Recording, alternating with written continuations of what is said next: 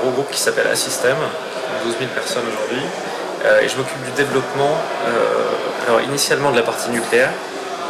Et aujourd'hui, j'ai rejoint une filiale qu'on a acheté il y a 4 ans, qui accompagne les gros groupes industriels, notamment français, dans des pays un peu exotiques, essentiellement dans le Middle East, dans l'Afrique, enfin en Afrique et dans le sud-est asiatique.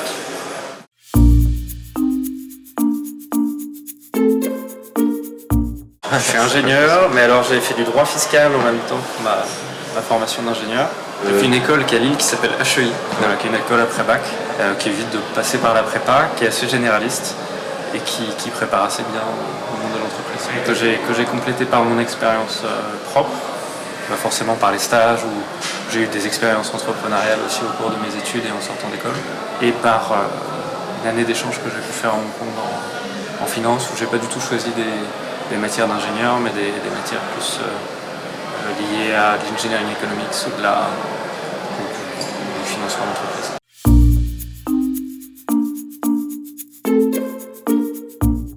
Moi j'étais vraiment un entrepreneur. Donc, ce que j'ai fait en sortant d'école tout de suite, c'est monter une société, d'ailleurs j'étais encore en école, qui a marché un temps, qui finalement s'est arrêté parce qu'on était dans une niche fiscale qui a justement changé. Mais c'était une très belle expérience.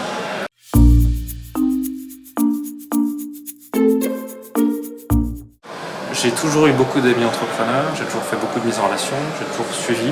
J'ai jamais mis d'argent dans leurs projets parce qu'ils ne m'ont pas demandé, bien que ces derniers temps on me l'a demandé, mais globalement on ne l'a pas demandé.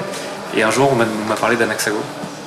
Et c'est comme ça que je suis venu m'intéresser à l'investissement. Ce qui est sympa avec Anaxago, c'est que c'est pas juste de l'investissement, c'est en même temps vous avez des soirées où vous faites du réseau, vous rencontrez plein de personnes, vous faites de la veille, parce que vous avez des gens qui vous pitchent un projet. Donc vous voyez ce qui se fait de mieux, les idées que les gens ont déjà eues, souvent c'est peut-être des idées même que vous avez déjà eues vous-même, ou que d'autres personnes vous ont pitché. Donc c'est amusant de voir que souvent tout le monde a à peu près les mêmes idées, mais qui vont être mûries de manière différente, avec des vecteurs de commercialisation différentes, avec des business models différents, des manières de monétiser qui sont différentes. Et donc ça c'est vraiment hyper intéressant. Et après donc le troisième vecteur qui fait que j'aime beaucoup venir en tout cas à ces soirées où justement on nous présente des projets, c'est on espère tous trouver une pépite évidemment, et puis en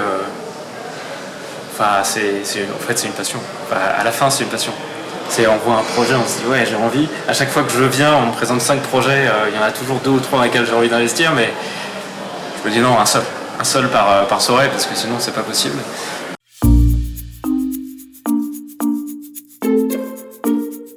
Il faut pas investir ce qu'on n'est pas prêt à perdre.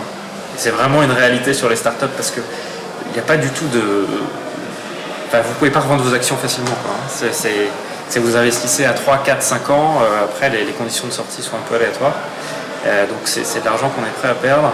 Et ce que je voulais dire, c'était que moi je mettais le ticket minimum. Ça me permet d'investir dans plein de startups différentes. Donc c'est sympa.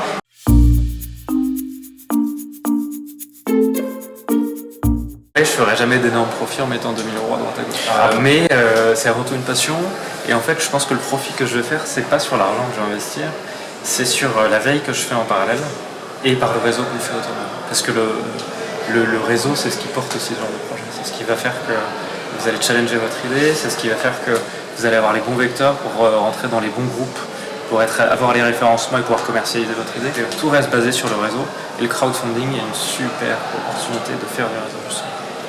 Une plateforme de crowdfunding, c'est un réseau social en fait. Exactement. Et c'est une très bonne conclusion, et ouais, c'est vrai.